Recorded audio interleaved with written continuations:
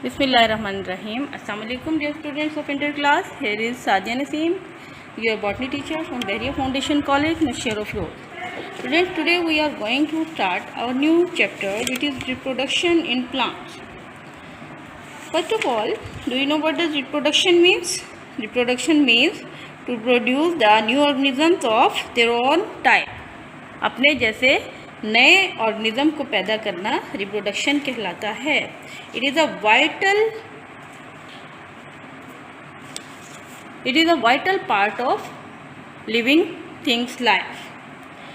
As we know that living thing come from the pre existing living thing, as the life come from the pre-existing life. So it is the process of reproduction which make the continuity of generations. So let's start the reproduction in the plant. There are two types of reproduction in plant.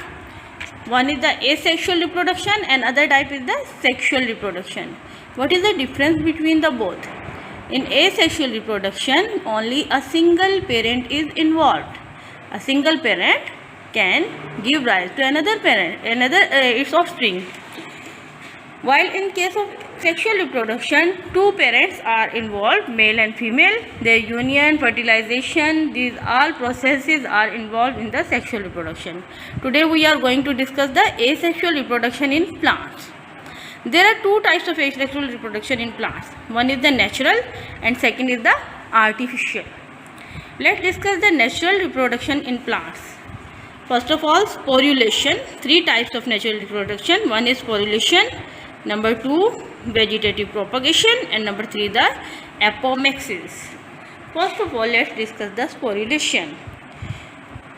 During the alternation of generation in plants, they produce a haploid cell by meiosis, which divide further mitotically called the spores. These cells generate multicellular structure without fusion with another cell. Process of formation of unicellular spores is called the sporulation. Look at this picture. Sporulation is very common in fungi also, some other parts of plant. Here this is the sporangiophore and here it is sporangium. Inside the sporangium there are produced the spores. This process is known as sporulation. This is the sporangiophore. Above the sporangiophore there is a capsule-like structure called the sporangium. And this sporangium has many spores which liberate when the wall of this capsule bursts on maturity. And these spores, when this wall bursts, these capsules liberate into air and they may give rise to a new plant body. Sporulation occurs in bacteria, protozoa, algae, fungi, mosses, ferns, as well as in all plants. It's a very common process. Where it occurs? It may occur in bacteria, algae, fungi, and mosses, and all plants. Second is the vegetative propagation. Dear students, plants are able to make the new plant with the help of any part of plant. For example, you take any part of root, stem, shoot, and this may give rise to new roots itself. For example, there is a stem of any plant. When you dig it in the soil, this may give rise to the new roots from this stem, and these new branches will also start arising from this stem. The new roots which are formed from any other part of the plant rather than the seed are known as adventitious roots.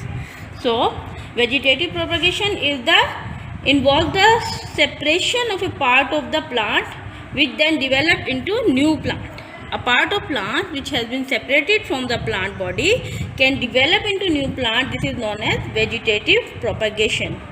Almost any part, root, stem, leaf or bud may serve for this purpose.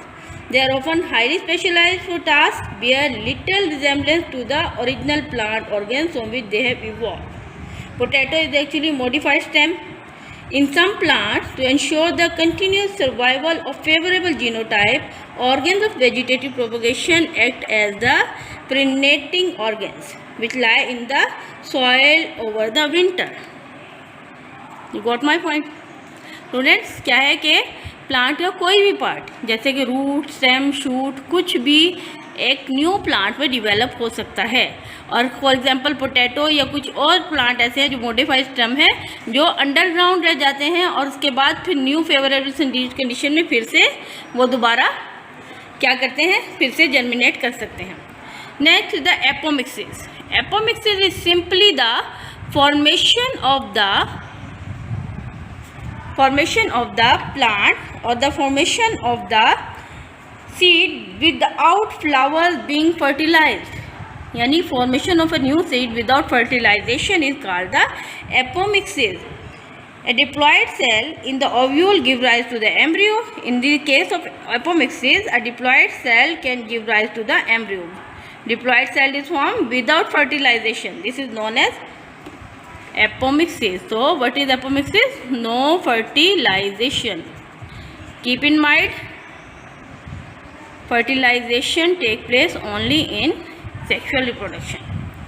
It was the process of natural asexual reproduction. Now let's see the artificial asexual reproduction. In case of artificial asexual reproduction, there is first is the cutting or grafting. In this case, a part of plant is cutted and may be changed into new plant, or grafting. In the grafting, for example, here is a tree. The branch of another tree can be grafted with this tree in this way, like this. Branch of another tree can be attached to this original tree. This is known as grafting. As cutting of another branch of the same species can be attached with it, so that new variety of the plant can be gained. This is cutting or grafting. Second is the tissue culture.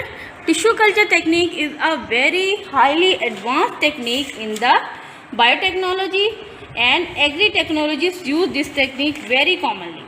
Students, what is tissue culture? In fact, any part of plant, I have already told you, any part of plant can develop into the new plant body. Even a single cell of plant can develop into new plant body. In tissue culture, a medium is prepared in a test tube. For example, this is a test tube. Here a medium is prepared. This medium contains all the essential elements which are required for the plant growth. Okay. For example, this is a test tube. In this test tube, such a medium is placed which contain all essential elements for the plant growth along with plant hormone exin. Here we place a tiny piece of the plant. This tiny piece of plant will develop into new plant. Cells may continuously divide, will change into a callus-like structure. What is callus? Callus is a group of cells which is not differentiated into root, stem or leaves. Okay. So this may develop into a callus-like structure which further give rise branches. So what is the benefit of this tissue culture? In the tissue culture technique, we can gain the new plants, thousands of the plants from a single plant without production of seed. We can get the genetically identical plant, because in case of this tissue culture, asexual reproduction, there is no chance of genetic variation. Okay. Now what is the advantages of this type of reproduction? It is very convenient, easy for plants. It does not take too much time for fertilization or for wait for the new season. But there are also some disadvantages of asexual reproduction in plant. What are these? The first most common disadvantages is that asexual reproduction cannot produce genetically new varieties of the plant. The offsprings are identical to their parents. Okay, you understand, students? Read this topic very carefully and make your own notes. Send me in my WhatsApp group. I am waiting for your homework. Allah Hafiz.